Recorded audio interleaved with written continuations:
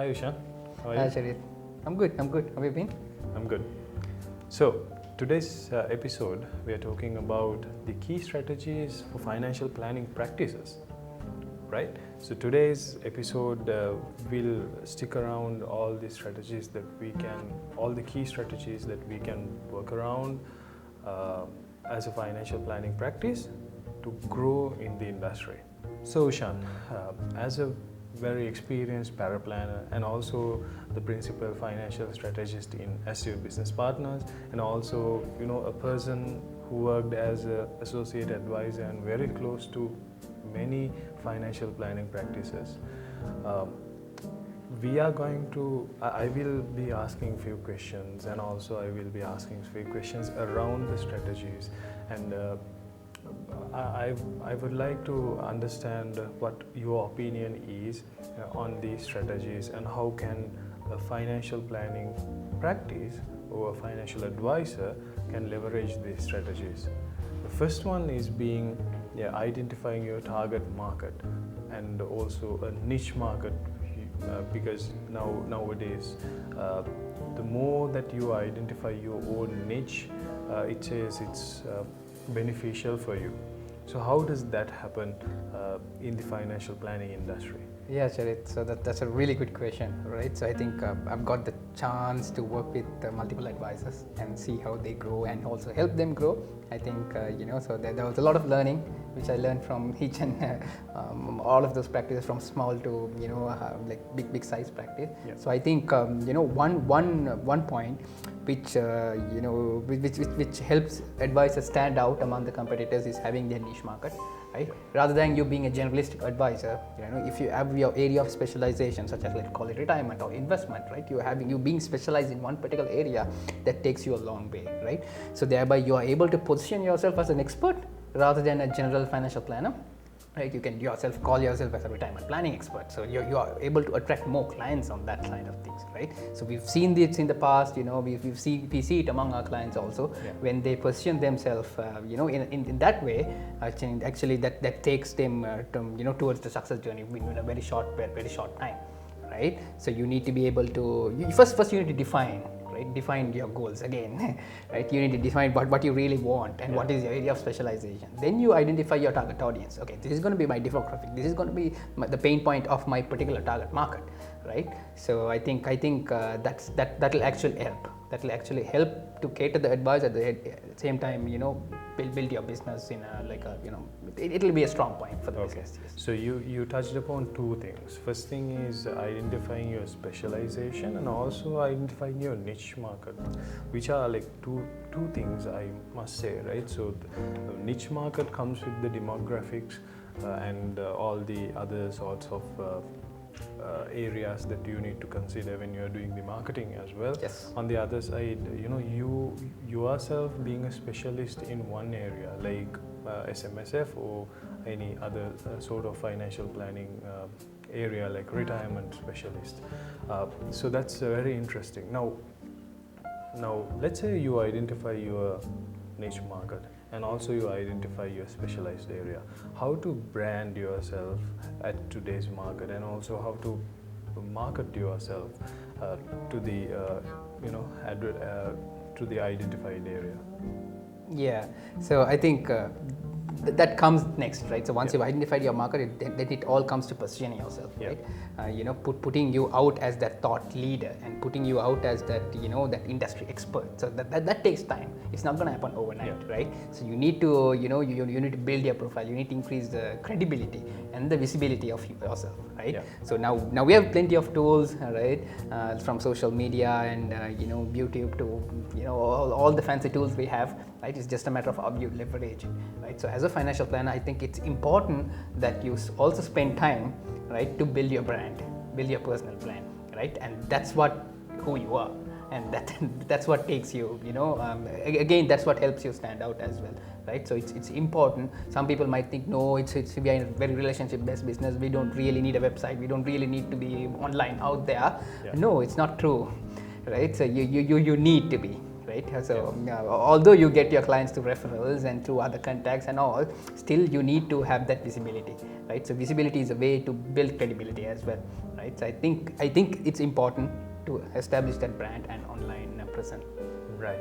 That's very interesting. And also, you talked about social media. So I want you to answer quickly as soon as possible. So when it comes to financial planning market, LinkedIn or Facebook? LinkedIn. Okay. Why LinkedIn? I like LinkedIn personally, to be honest. No, I would say you're connecting with the right audience, right? You have more. It's like you have the professional crowd there, right? So which you can cater and and LinkedIn is a little more of a place for you to do business rather than Facebook. Right? Facebook is more of a social side of things, right? And you're able to target your audience a little bit better through LinkedIn, and even especially to build your brand, I would say. Yeah. So social media, which brings to my next question. Actually, building a strong network and referral system is also like very important at today's world, and especially when it comes to financial planning practice, the referrals go a long way. 100%. So as a strategist, how do you see this strategy to grow your financial planning practice? Yes, absolutely. Right. So we, especially financial planning, I think relationships is important in any industry, but specifically coming to the financial planning side of things, we are in a relationship-based business. Right. At the end of the day, we are dealing with money, so it's it's all at 100% relationship-based. Right. So keeping in touch with our existing clients and even the referrals from them take us a long way over we trying to acquire new clients, right? So this is the easy way for us to tap into the untapped market by approaching our existing clients. Organic growth. Organic growth, exactly, right? So and also having that network where because sometimes you're not the expert in everything, right? So you might have to rely on let's say insurance is not one of your strong areas. So in that instance, you need to rely on an insurance advisor for you to work collaboratively. So for that, you need to network, you need to know people, you need to you need to be able to work together. So I think it's very, very important for us to network with the industry, the peers within the industry, at the same time also build strong relationship with our clients and encourage them to refer us more business, right? So building referral systems. So recently, I think we did for one of our advisors, right? So we helped them build a referral system, where it's a simple thing. It doesn't have to be a very complicated process. Keep it simple and stupid, right? So a simple system where like let's say for every successful referral, you give them something very small, like Amazon voucher, right? That gives a small incentive for them. At the same time, it gives you're also helping someone. Right? It's not like you are just doing it, you're helping someone make some informed financial decisions. So I think it's really, really important, specifically if you want to grow your business and all. I think having a solid referral system in place, I think that takes a long way. Very true. And which brings to the other question. Now you're talking about referral system and organic growth. On the other side is social media, and we already spoke in our couple of episodes also regarding the technology which is growing in the market. Now, as a financial planning practice, how you implement these new technologies, or how you adapt to these new technologies? AI is changing the world, and AI is making a huge noise out there. Yes. And the people are saying 90% of the operations will be no longer there, right? There will be self-driving cars, and not even the truck drivers will not have a driving job there in the USA in coming 10 years. That's what they are saying. So how do you do that? How do you leverage this particular disruption to make your growth in the financial planning? Yeah, I think so again, that's another paramount thing, another important thing, right? So we did touch base on this tech in financial planning in one of our previous episodes, right? But now as we have the growth, we are building the referral systems, we are building the networks, and we are being out there online, being the thought leader. And as we get more business and all, we should be able to manage it as well. Otherwise, we are going for a failure there. right? So it's not like we can't it's not like we rely on technology 100%. So we need to have human intervention as well. So you know, in our tech video, we actually talk about that, the right mix of both, right? But specifically coming to technology, right, having the right systems, having the right processes, and having the right tools will actually help you streamline the process and even you know, build that robust relationship with the client. So I think having that's where the tech comes into play, right? So increase efficiency and the scalability within the business, right? So you identifying the right CRM for your clients, right? Then also to see simple things like managing meeting bookings to automated workflows, or having the right tools for there. I think it's important. And also finding tools which can integrate with the financial planning software. So I think that will also save you a lot of time in terms of you know, managing the process all efficiently, right? So yeah. Okay. So tech will play a huge role.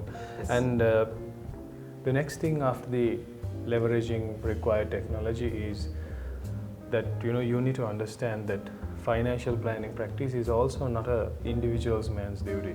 And also even if you are the licensed financial planner, you might require a lot of support from a lot of other people, right? Including it's your own not team. a one-man show. It's not a one-man show. So when it comes to hiring and you know, having a very strong team around yourself, what are the key things or key strategies that you can look for to grow your team and to build your business in the future? Yeah, I think absolutely that's also another very, very crucial point, right? So we need to have a high performing team, right? So that directly has a direct impact on the business. Yeah. Okay. So again, you identifying the right individuals with the right skill set, right experience and cultural fits will be the starting point, right? So you need to have the right people around you, right? Because only one person is enough, right? One person is enough to, you know, mess up the whole thing. So make sure, you know, you invest enough time to get the fundamentals right, get the right people.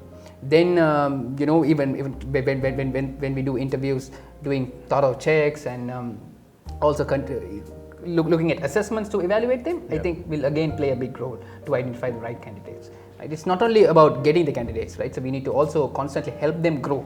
When they grow, the team grows, the whole company grows, right? So investing in their personal development, providing ongoing support, mentorship, I think that's what you know, it will help try to build a high performing team, which will end of the day help you grow your business as well. So I think it's important for us to, you know, yeah, we need to keep the team happy as well, you know. So that's also another aspect. Happy team, happy clients, is it? Yes. You can say that? Yes. Right. So in today's episode, what we discussed was the growth strategies that a financial planning practice can adopt to their growth, and to build a very good team, and also to grow your business to the next level. So as Ushan mentioned, it's not fully about the technology and the disruption that we are having. It's about the right technology at the right time and how you implement, and also having the right team across, or right team with you, which will take you to the next level. Thank you.